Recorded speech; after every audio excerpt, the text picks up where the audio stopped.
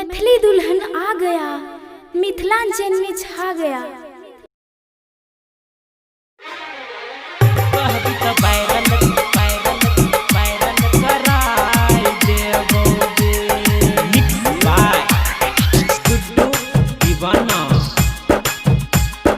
बंसी के गाना पर वीडियो बनाओगे वीडियो बनाना। बंसी के गाना पर वीडियो बनाओगे वीडियो बना।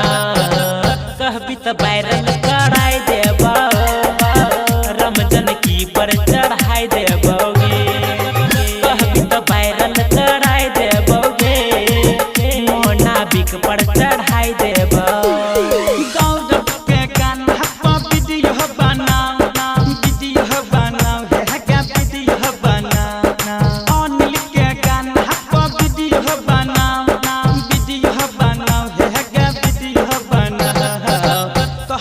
वायरल कराई देबो, माँ दुर्गा पर चढ़ाई देबो छोरिया छोरिया।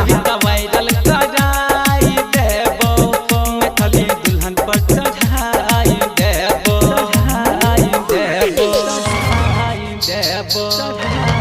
देबो। माँ सरस्वती रिकॉर्डिंग स्टूडियो, अलौली बाजार, खगड़िया।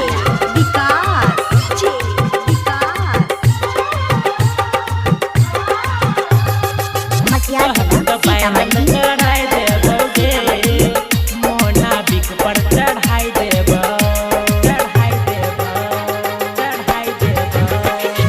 डीजे पर तो हर बजतौ के गाना।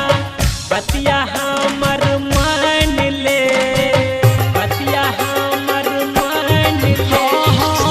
डीजे पर तो हर बजतौ के गाना, बतिया हमर मान ले।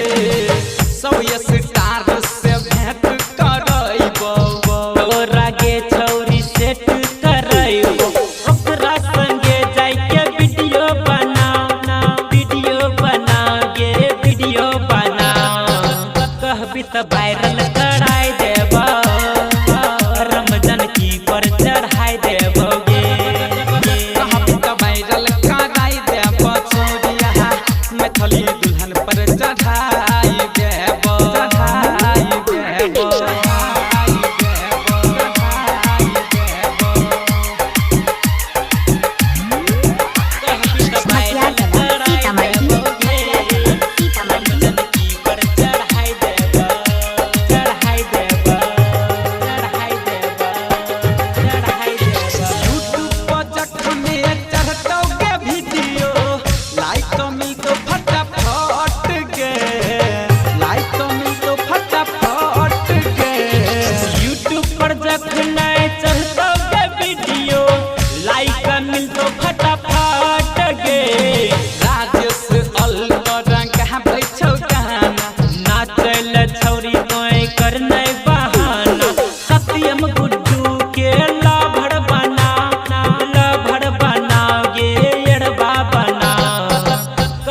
वायरल